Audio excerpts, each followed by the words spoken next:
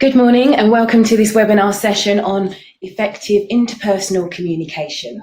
As you know, this session is going to last approximately 90 minutes, so we're going to be working straight the way through. My name is Lisa Leonce. I am the founder of eField Coaching.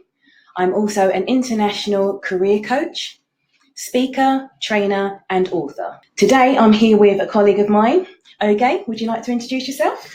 Hello, my name's Oge Austin-Chukwu and I'm a general practitioner, but also a leadership and executive coach. I'm also an author and a speaker. I work mostly with leaders in the business sector, in the NHS, doctors, and also in the charity sector. So thank you. Before we start, I just want to thank you once again for being here and tuning into this session. I know there's various things that you could be doing today. I'm sure there's lots of work that you've got to get on with. So I just want to thank you for taking the time to actually come to this session and to learn about effective interpersonal communications. So let's go through the agenda of what we're going to be covering. So we're going to start off with a session on effective in communication. We're going to then move into articulating your real thoughts and then tying it all together with effective communications within teams. We will have a section at the end for questions and answers, any feedback on comments on things that we've said. But also, if you would like to comment or ask questions while we're going through the presentation, do feel free to do that and we'll address them as we go along. So communication is the exchange and imparting of information. It's a sending and receiving of information. Communication is the process of passing information and understanding from one person to another. So it's the imparting of information, the passing of information, and the understanding of it from one person to another. So there's three parts to that: the imparting, the information, and the understanding. Where do you think that any possible issues may arise? Is it in the imparting of the information itself, understanding the information? Is it in both the imparting as well as the information? So of these different areas, where do you think that there will be issues occurring in communication? So if you just use your buttons to click on which of these 7 that you think there will be possible issues. So it seems that most of you think that 67% of you think that issues could arise in all 3, that is imparting the information, the actual information itself, and understanding, while a third of you have said that it's the possible issues will arise just in the imparting of the information, which is quite interesting, isn't it? Yeah. So we'll see if you still feel the same way as we go through this presentation. We're not going to give you the answer. So we'll see what you think. So let's look at this. So there's Dr. Mehrabian. He has written a rule on personal communication, and it has 3 portions to it. So we're going to share those portions to you. It is actually with words, tone of voice, and body language. And that is the rule of personal communication by Dr. Mehrabian. So he says when we communicate, we use words, body language, and tone of voice is all part of our communication. So we're just going to ask you, because we haven't shared with you which percentage is which one do you think has the highest percentage? Is it that we use more tone of voice, body language, or words in our communication? Again, it's interesting. More than half of you think it's body language, while a few of you, the equal numbers, think it's words and tone of voice. So the next question is, what do you think is the least percentage when it comes to communication? Is it words? Is it tone of voice? Or is it body language? So about half of you think that the least impact is words, while a similar number think it's tone of voice and body language. So it would appear that what is actually said, our words, account for the least impact in imparting information from one person to another, while 55% is body language. And that leaves 38%, which is the tone of voice. So from this, we can actually see that the words that we speak seem to have overall the least impact when we're trying to communicate with other people. And our body language accounts for the most impact. So it really shows how important it is to make sure that we are using the aspects of communication that have the most impact, and we're using them the most. Yeah. So if you add that together, 93% of our communication is non-verbal.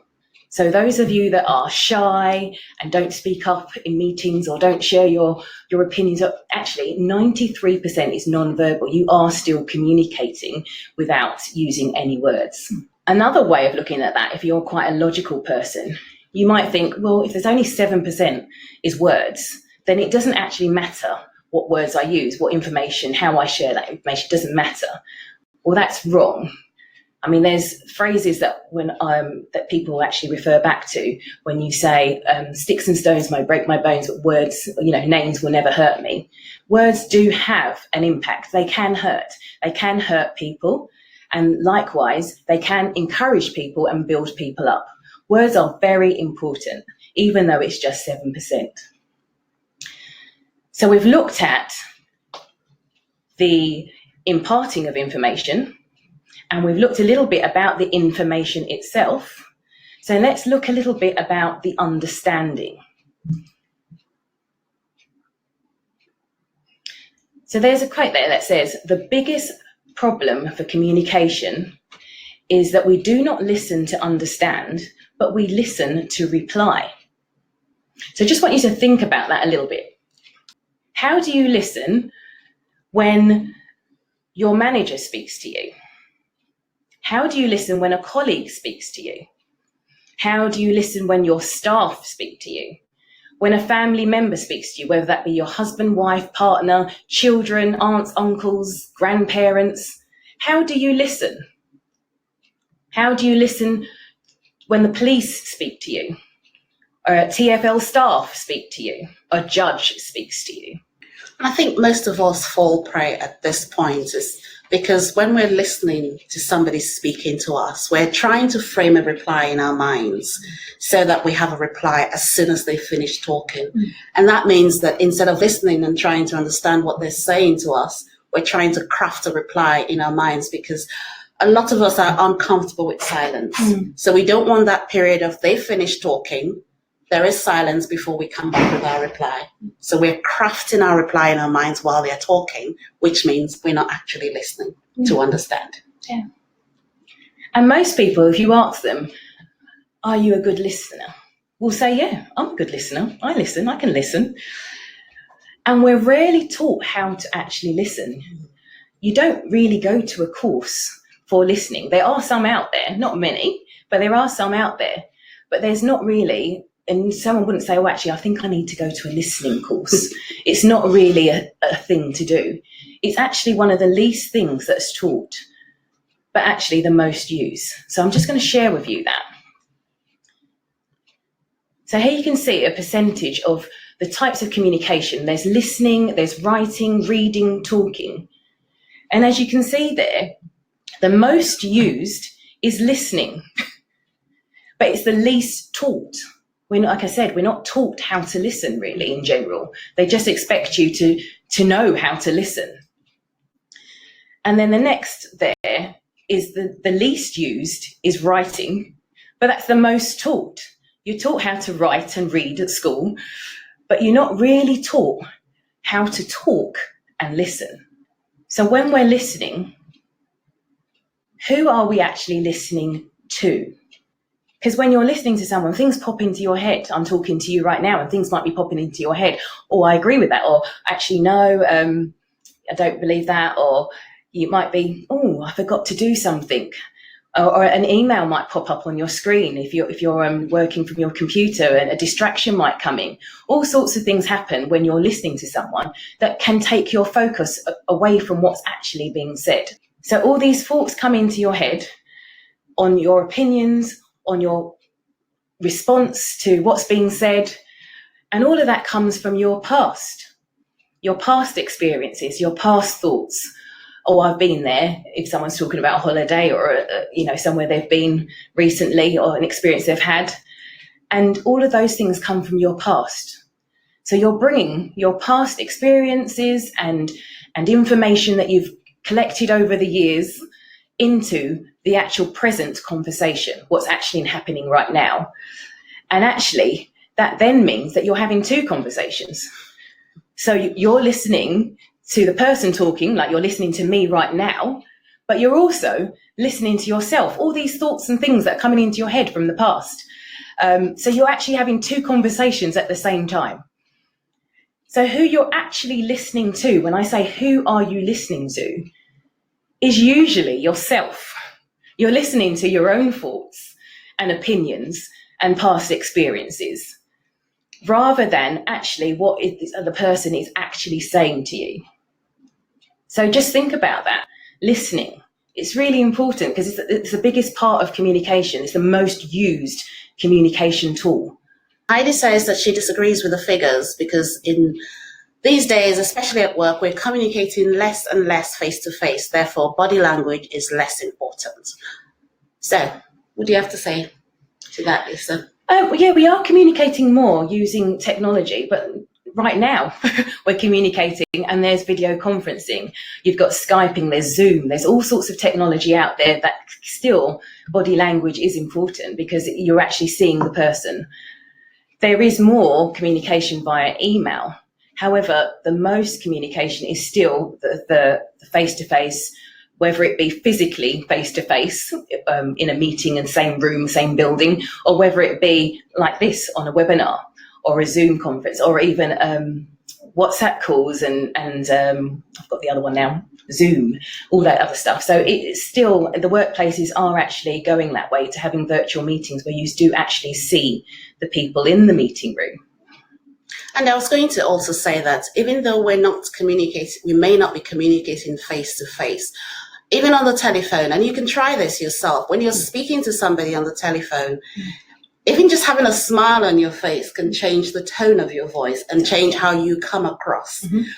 What you're doing at the time you're making the call can also make a difference to how you come across. So whether you're sitting upright or, so even though you can't see the person, your body language, your tone of voice actually does make a difference to how you're coming across. So there is still a lot to be said about those other aspects of communication that are not necessarily verbal. Yes.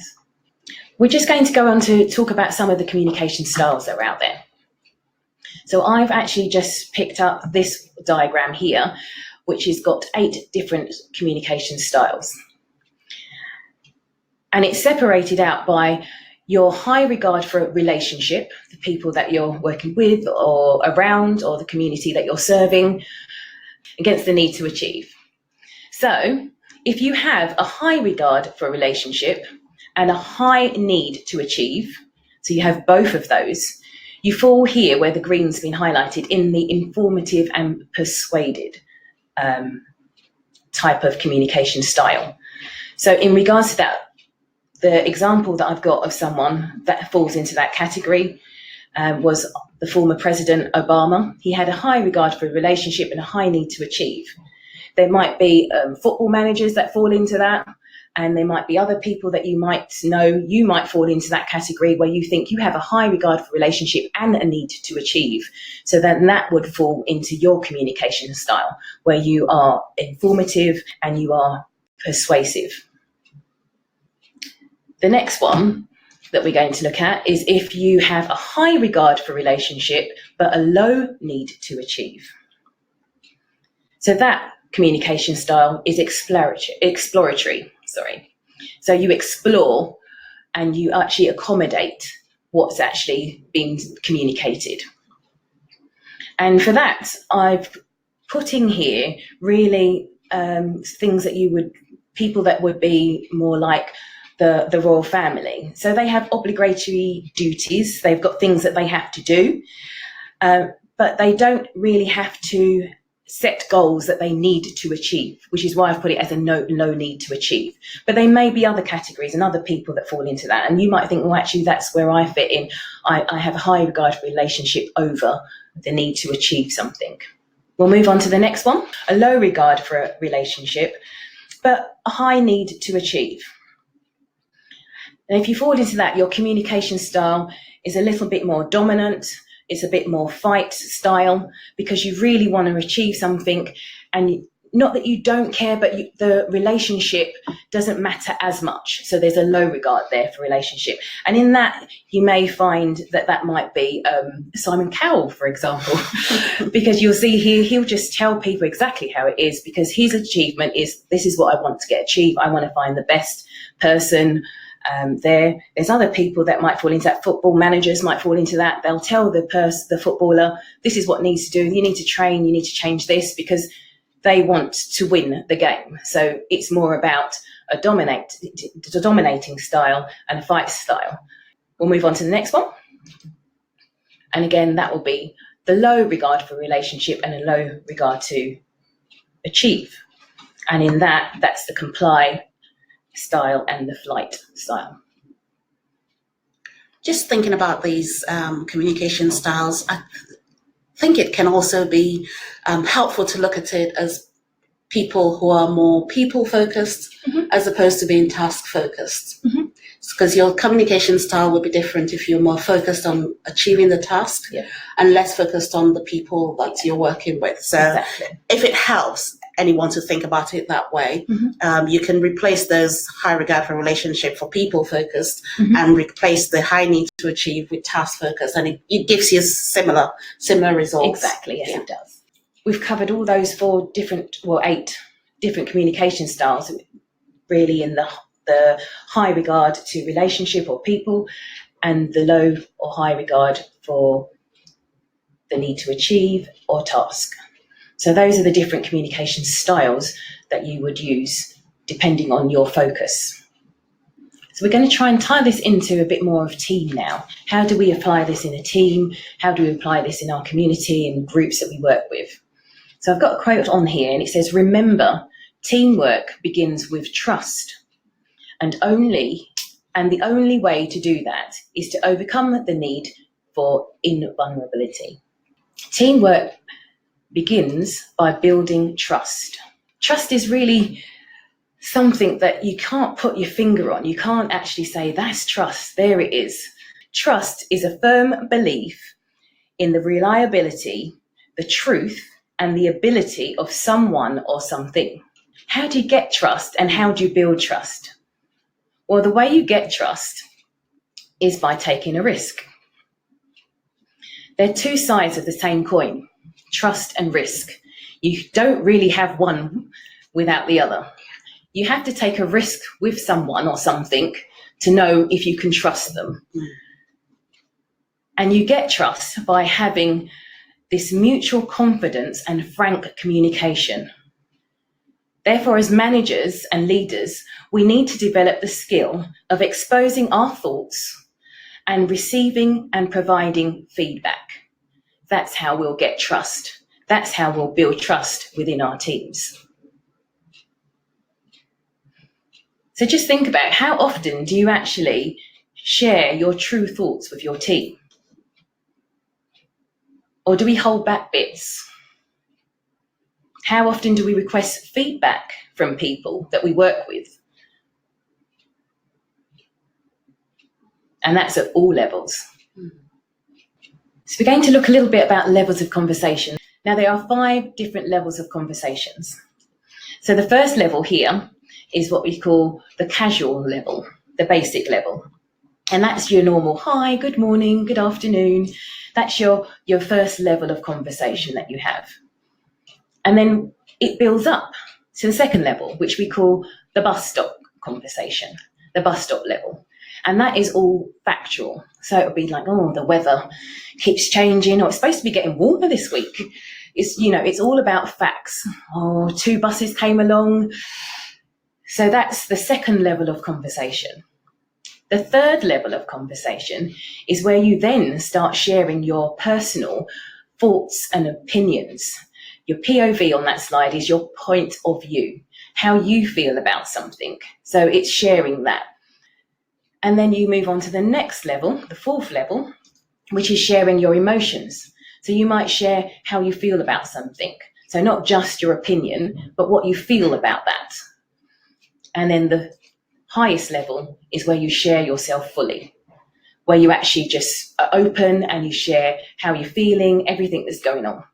So there are 5 levels of conversation.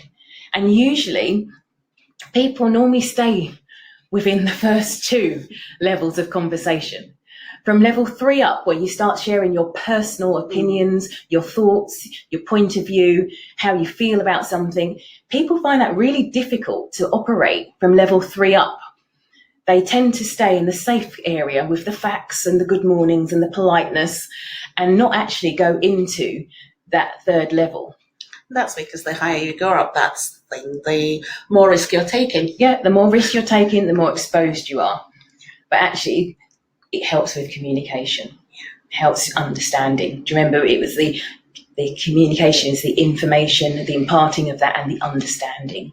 If you're one of these people that have thought about something and you've shared it with someone in the past before, you expressed your feeling, your point of view, and then people then receive that well, then you probably do that again because you had a positive experience. But then if you're one of those people that did that and you had a negative experience, people didn't want to know, they didn't take on board what you were saying, you probably then might go back to not doing that again and staying in the safer zone and not actually sharing your opinions with others again, because that is where we go. We protect ourselves. It's like you got hurt before or you got disappointed, didn't get the result you wanted. So then you go into that mode of, I'm going to protect myself, I'm not going to do that again. But you have to be really careful with that you don't get stuck in that zone. Because if you then put yourself there and don't move forward, then you then restrict opportunities that can come your way. There's a question from Heidi. What level would you recommend for work relationships, client relationships, etc.? Well, for me personally, I think operating at level 3 is the healthy way to operate, where people actually know where you stand, what you stand for, what you believe, how things are. Just because you're sharing your opinion with someone, and that's probably why people don't share their opinions and point of view, is because if someone doesn't agree with what you're saying, you then see that as a negative. But actually, you don't have to agree with everything that someone believes or is doing, but you can have your own opinion, and that's fine. Just because you disagree, it's healthy to say, well, actually, I don't agree with that, but this is what we have to do, so let's just do it and work through that. I think it's healthy to know where people stand, what their points of views are, and how you're going to work. Alice has commented that she finds her teams have appreciated when she shared personal information. And what I would say is that as leaders, that it does pay to be vulnerable, and that sometimes sharing personal information, which makes you vulnerable, can actually endear you to your team and can encourage a culture where people are allowed to share how they're really feeling. People are allowed to make mistakes and not think that they will be crucified for them. But you have to choose the moment. It has to be the right moment, and it has to be the right personal information or feeling or emotion. And so there needs to be a lot of care in deciding how much to share of what's going on with you as a team leader or even with other colleagues. So there's a few tips of how you can create some trust within your teams. So the disclosure, which we've touched on already, the disclosure and the acceptance. There we go. So the disclosure of information, exactly what Ogesh just said there. If you did make a mistake, it's like, oh, that wasn't right. Really sorry, this is how we should have been done it, or should have approached it differently. Admitting that and sharing that is a great way of building trust within your teams. The acceptance of mistakes, and there's some more others on here. I think there's 2 more if we click on the next slide. There's the establishment of norms and the mutuality of it all, being honest with people. Honesty breeds honesty, and then that breeds openness and rewards. So all of these things of building things into your team, the culture of your team, not having a no blame culture, all engages with that and breeds trust within your team, which then builds a team that can actually perform and work well together. So I've just put this in because if your team's with you, and we touched on this a bit before with communication style, it's much easier, I suppose, because they're in the same building, you're in that. But more and more today, people are more in different locations. So you may not be in the same location of the person that you're working with. You may not even be in the same region or country of the person that you're working with. Contractors as well, and suppliers, all different types of people we have to work with now to actually deliver a service. So building bridges is actually a good way of actually working with your team and actually working with the different people that you need to contact. So types of bridges that I've got on there is having a contact person. So a contact person within those different areas or groups or organizations that you have to work with. There's outreach, so going out and then saying, this is what my team does, I think we can work together, this will be helpful, or there's some similarities there that would really work. Having a liaison, a link person, having an interface where certain people have someone within each different team that come together and share what's going on, what the plans are, and how you're going to work together, interlocking and merging. So all of those are different types of bridges that you can do if your team is more complex or your work role is more complex and you're dealing with not just people in one location or one region, or even if they're working with people that are employed or contract or volunteers even, because there's different motives for the people. If you're being paid to do something more rather than someone being a volunteer, there's different motives there. So it's having to juggle all of that and working with that together, because the communication there will be different. So that's bridges we can do. There's 2 different communication routes that we want you to do. And one of those is a communication plan. So you can have a communication plan, and the way to do that, this is how to create one that's listed up here on the screen, if you haven't done one before, is you list everyone that's your audience, everyone that you need to actually communicate or liaise with in some way. So if you list all those different people on one side, and then on the other side, for each one, you say what the message is that you need to give to that person. What do they need to know?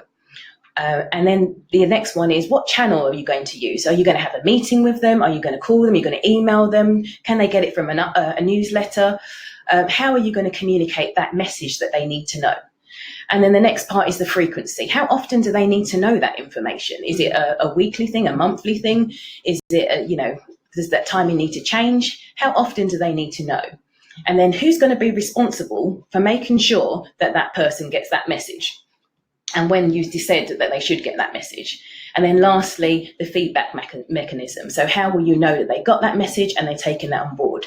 So a communication plan is a really good way of making sure that all the key people that you need to liaise with and talk with and get on board or let them know what's happening is actually being communicated at the right level at the right time. Okay. The next one that I've got is a RACI Matrix. Now, a RACI is a chart of all the activities and the decision-making authorities that are undertaken within an organisation and all the people in their different roles. Now, if you haven't heard of RACI, we'll just type it up there. The definition for RACI stands for responsible, accountability, consulted and informed. And this is another way. So again, it's a chart, and you would then say who's responsible for making sure that this activity is done. So you'd list all the different activities and decisions that need to be made, and then you'll say who's responsible for that. And then you say who's accountable, accountable for making sure that that does actually happen, who has a say on that decision that needs to be made. Who needs to be consulted, so who needs to be involved in the decision making, and who needs to be informed. So who needs to be saying, right, the decision's been made, these people then need to be informed about it. So there's different levels of accountability here. So a RACI chart is really good for that, so that not everybody is consulted if they don't need to be consulted, and people are informed that need to be informed, and that someone's responsible and accountable for making sure that that happens. Now, a RACI chart, I've just got some comments here, because if you hear these types of comments within your organisation, then a RACI chart is normally a sign that a RACI chart is overdue for a look at or analysis here. So if you hear some comments like, my boss always overrules my decisions whenever they want, or the approval process for even the simplest items takes so long, or a comment like, it seems everyone is putting together a spreadsheet on the same data, or things like things are always slipping through the cracks, or I have responsibility but not the authority to get the job done. It seems that if you get those sort of comments, then maybe a RACI chart might be a good thing to do, because then people would know who's responsible for something, who's accountable, who needs to be consulted, and who should be informed. And then people would know where their roles are. So RACI Matrix is really good within an organisation to have done and to keep communication effective and working well. So there are different stages of team development. As you can see, there are 5 stages there. So when you go through a team, many of us join an existing team. Some of you may have had the privilege of putting a team together from scratch. And I say privilege because it's not often, unless you've got a project team. But most of you join a team at some stage. But you go through 5 stages, whichever stage of a team that you're in. So the first stage is forming, where you actually form the team, you actually come together, you join the team, it's there. Then you're there, you go through storming, where you're finding out what people's feelings are and thoughts are, you're getting to know who does what. And then there's norming, where everybody knows what the procedures are, and then you go into performing. The last stage, adjourning, was added later on. And that is when the teams are being disbanded or closed down. So we're just going to look into the 5 different stages of the teams, and then what is the best style of communication and leadership approach that should be taken for those stages as they go through them. But just before I move on, with those stages, most people think that it runs that way in a line. So you go through forming, then you go through storming, then you go through norming, performing, and you adjourn. And that's how it is. That's not really how it works, because teams are made up of people are complex. It's actually a cycle. So you could go through forming, storming, norming, and then go back to forming or go into storming. It's interlinked. It's not a linear thing. You don't just progress all the way through. And every time there is a change or circumstances move. So, for example, if a new person joins the team, you then start forming again because a new person started the team. And so their dynamics have changed again. Again, if someone has gone on long-term sick, then the dynamics will change again. If someone is promoted, the dynamics change again. All sorts of things happen. So that you go through the different cycles of a team. So you could go through, as a team, those stages many times. It's not a linear thing. As you can see there, the team behaviour usually, when you join a team for the first time, is positive, and everyone's polite, and you might be a little bit anxious if you're new to the team or the project that's been started, and you'll be excited that you've started it. So that's how the team might be feeling if it's a new team that's been formed or a new person has joined the team. So for that, the leadership style there is coordinating.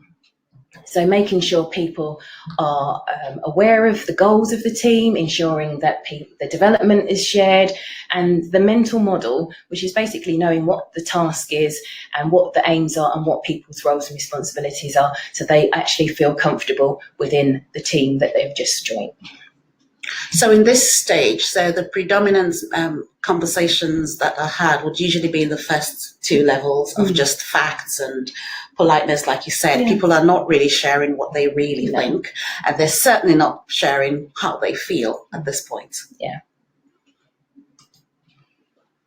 So then storming starts, and then there's more opinions are being expressed, and people are reacting to things that they've been said or told. So in that sort of situation, the leadership style would be coaching. So where you actually speak to the person or the team, actually understand what's going on, tell them and explain what's happening, and so that they actually know why things are happening and why these things are going on. So it's a coaching style. It's actually, why are you feeling this way? What's making that happen? This is what we need to be doing. This is why we need to be doing it. So a coaching approach would be the best one here. And I guess this is potentially the place where things could go very wrong, and when people's personalities clash as well at this point, and people are probably thinking, what am I doing on this team? Why am I here? What's what benefit can I bring to this team? So it's really important at this point that whoever is the team leader really adopts that coaching style to try and find out what's going on and get people to acknowledge that what's going on is actually part of the team forming and is necessary for going on to the next stage. And it's not something that, you have to do away with to get onto the next stage, but you really have to go through what's going on, why it's happening, and how you can make it work. Then you've got the norming, and that's where the team understand what's going on, why they need to do things, why things needed to be done, when they need to be done by, how they're supposed to work, the performance measures, everything else. So if they know all of that, the leadership style then should be empowerment, making sure that they have the support to go on and get on with what they're supposed to be doing. And just one thing to say there is the importance of having a shared goal, because that's what's having a goal that everybody on that team has bought into and recognizes as being important will be the defining factor that keeps people working to get to that place where the team's actually working well. But if people on that team actually don't see the reason why the team's been formed, don't have any shared goals, don't see why they should be together achieving whatever, then it doesn't give them the impetus, as it were, to work through whatever challenges they might have to come to the point where they're actually in the next stage, which is the performing. So performing, again, as you can see here, they're actually open. You've got trust that's built in. We spoke about the importance of trust. There's strong relationships there, and there's acceptance of different opinions and points of view. Remember, we spoke about that as well. So the key here then is to actually just delegate. Right, so when things come in, this person's got that skill, they're comfortable with it, they're able to get on with it, because you've shared that, they've shared that with you, you've got that relationship and that trust, so you can actually delegate that over to them.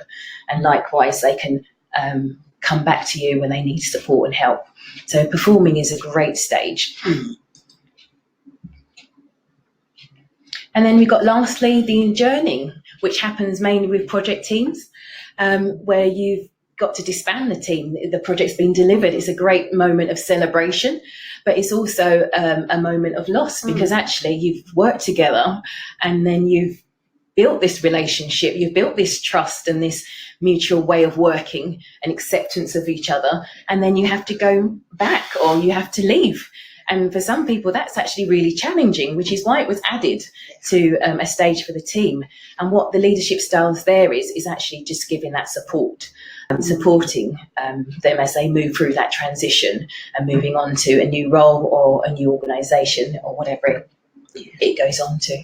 And it's important here at this stage for people to be given opportunity to express their feelings, their feelings of loss or whatever it is, and to be made to feel that it's okay to feel that way about a team. I guess for some people, they'd be, depending on how the team has worked for them, they might actually be looking forward to moving on to something else and doing something else. But it's just to give people space to acknowledge how they feel and to be able to share how they feel and how they feel that it's all gone. And that supportive role is really important for that time. So those are the different stages of a team, and that will help you manage that. I think there's something that's just come in there. I'm going to see. Okay, we'll just quickly check that. But so before we move on, I just want you to just see if that's something we need to address now. Yes, Heidi's just said that even when just one team member leaves, there is a need to be supportive, otherwise the cycle starts again.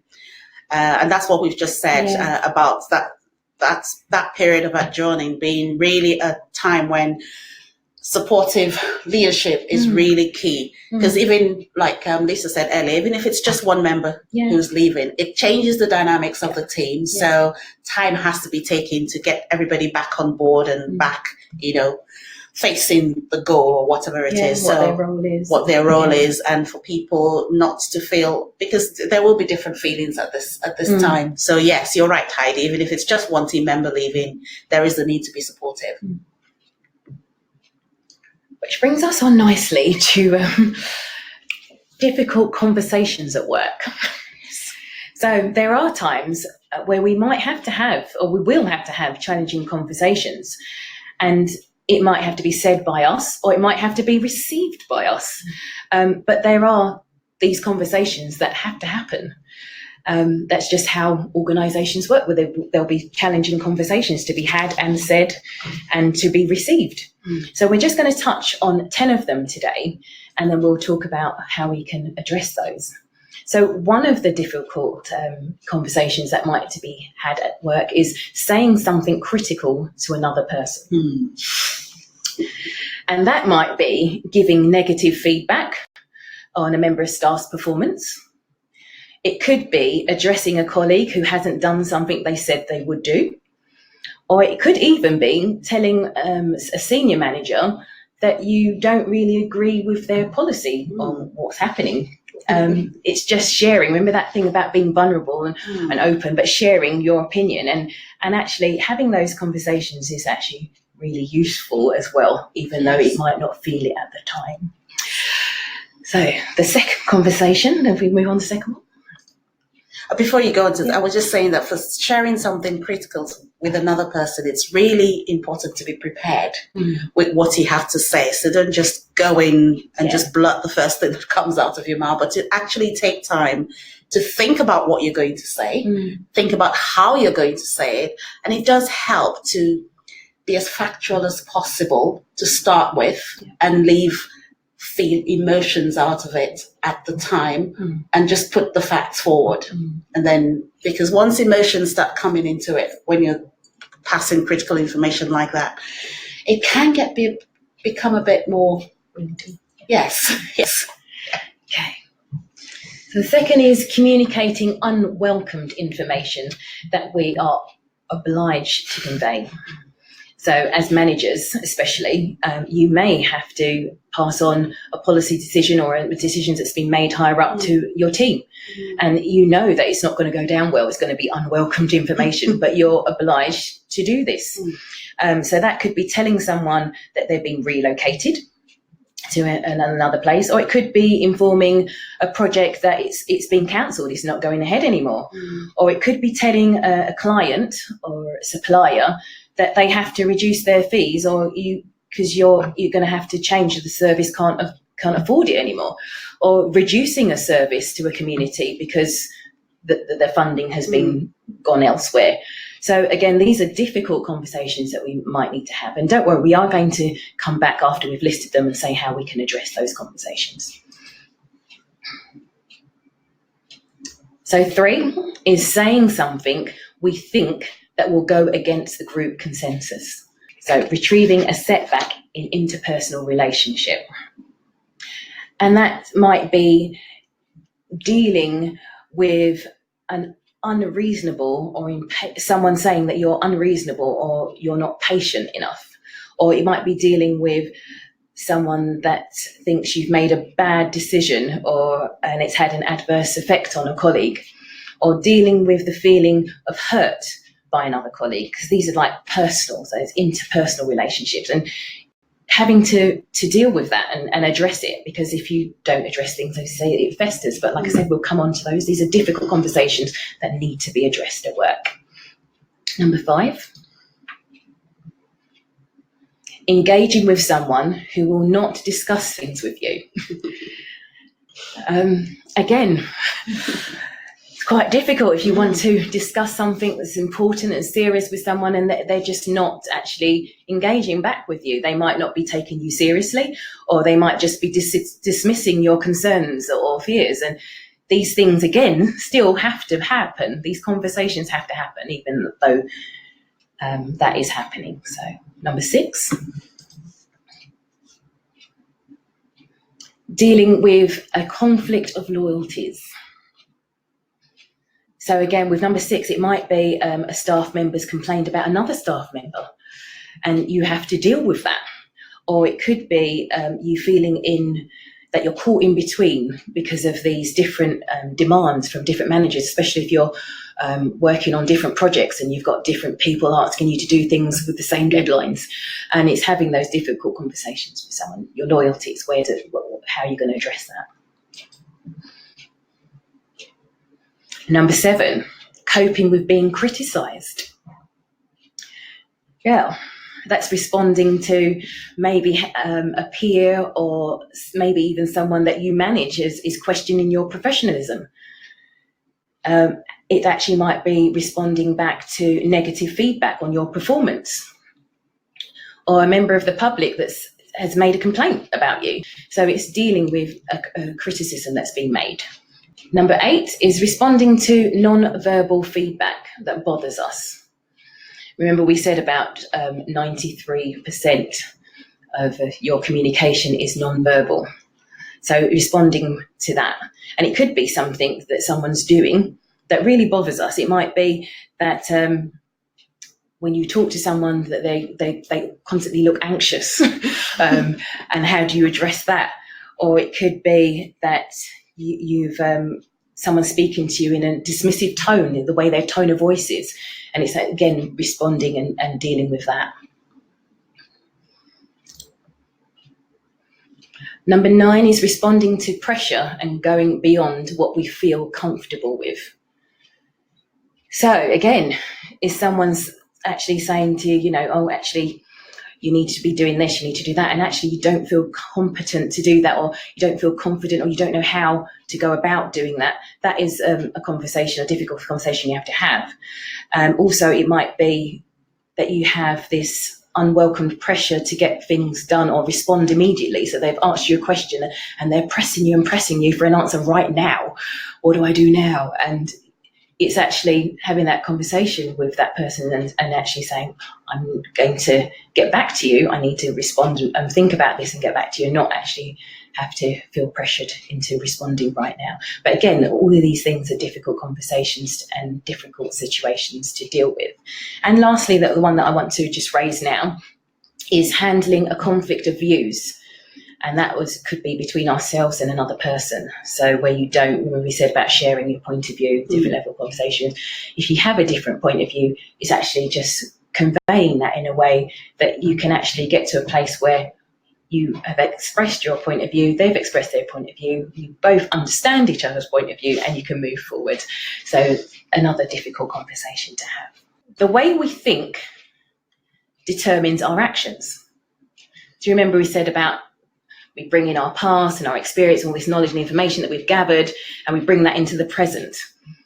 And it's just, being mindful of that on all our conversations and our communication. Because if the way we think determines our actions, determines our listening, determines what we do, it also determines how effective we manage these difficult conversations. So we got to watch how we think in those situations so that we can manage those difficult conversations effectively. Okay? So the way we think, there's 2 ways of thinking. It's called closed and open thinking. Closed thinking is regarded as ineffective, and open thinking is regarded as effective thinking. So we're going to look into what that is. What does that entail?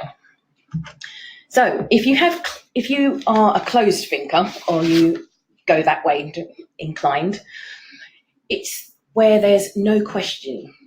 There's no questioning of assumptions. So someone says something and that's it. You don't want them to question you. You're not going to assume anything. There's no promotion of partnership. You don't even information. So that is a closed way of thinking. Whereas the open way of thinking, as you can imagine, is a little bit opposite. Well, nearly polar opposite, actually. So you actually do question and the relevance of assumptions. You do promote partnership, and you do share all relevant information.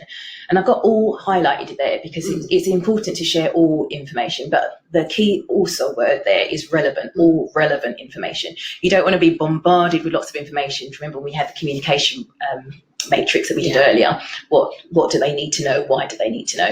Who should be involved? So it's all relevant information, because if they don't have all the relevant information, then they can't engage and they can't actually make informative decisions and move forward effectively. So it's really key to think about, how are you thinking? Are you thinking effectively?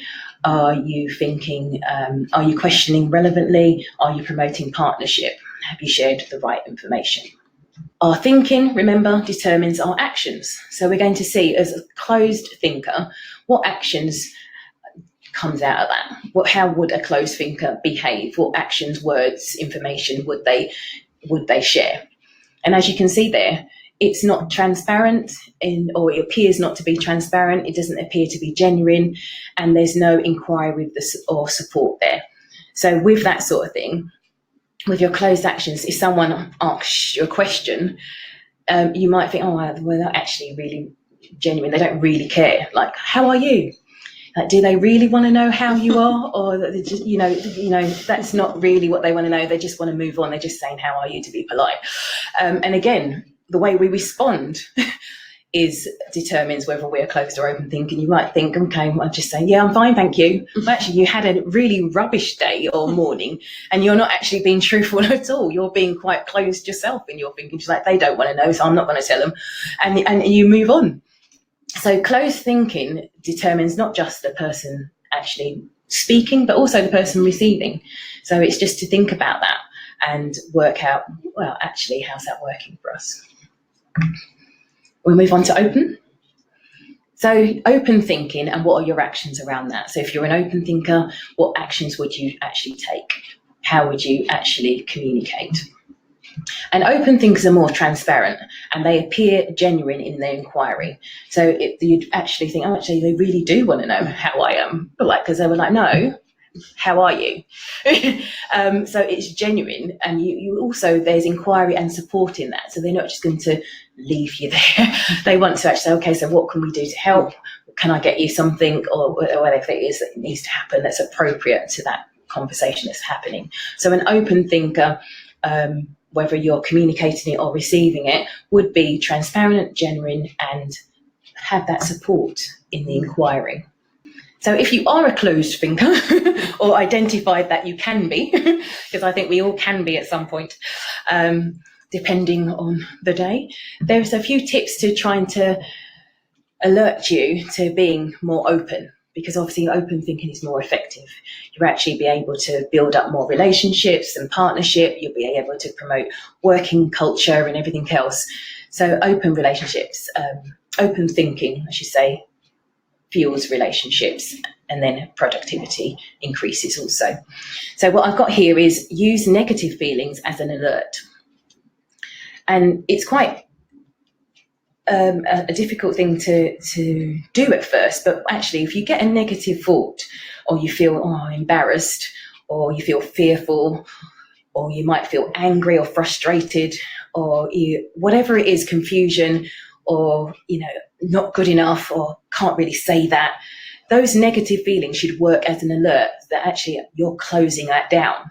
You're becoming closed. You're not actually opening. So use those negative feelings as an alert that actually this is me closing down. Mm. And then that means, what can I do to change that?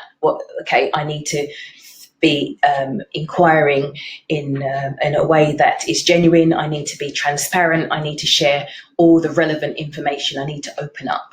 So that is a way of becoming more open, or checking yourself in those conversations that you're having. Am I being open? So negative feelings, use that as an alert. As soon as you've got that negative feeling, question yourself, what's going on here? And then that is a way of moving forward, really. We've whizzed through that. So if you've got any questions, please do bring them through. We've actually whizzed through that quite quickly this morning. So thank you for being here. The last slide I've just left you with is a quote here. A true leader has the confidence to stand alone, the courage to make tough decisions, and the compassion to listen to those needs of others. He or she does not set out to be a leader, but becomes one by equality of his or her actions and the integrity of his or her intent. And I just really like that, because it encompasses everything that we've covered today in regards to listening, and how we listen, and how we listen to people differently. I don't know, when I asked you, how do you listen to the police? How do you listen to your partner? How do you listen to children? How do you listen to the different types of people out there? how you might have recognised that actually I do listen to them differently, you know. But listening, and also listening, who are you listening to? Are you listening to yourself and the person talking, and who's actually winning that conversation? Because normally it's yourself you listen to, listening to respond. And there's other things there, you know, that would tie in how we communicate with our team. Are we being open and we closed? And having those, the courage to have those difficult conversations and addressing it and being vulnerable, taking that risk, to get that trust and to build that up within the team. Question from Heidi. I find with certain individuals, I need to repeat myself often. Is that because of my delivery or the individuals and how they receive it? Because it's not with everyone that I speak to. Yeah, and again, it's very interesting, because if it's not with everyone you speak to, it's the fact that you've noticed it. It's good to pin that down. And it might be, like you said, that they are listening and having a conversation. So, like we just said, they're listening to you, but they're listening to something else that's going on in their head, pre-experiences and knowledges and all that sort of thing.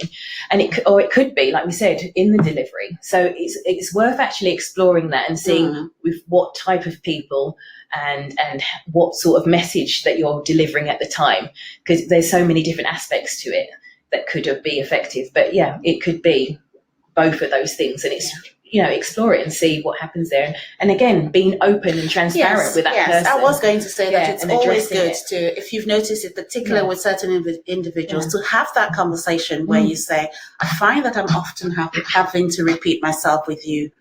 What's going on? Yeah.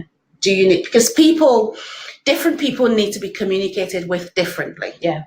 So exploring that would determine how that person hears best, so that you can communicate with them the way that they hear best.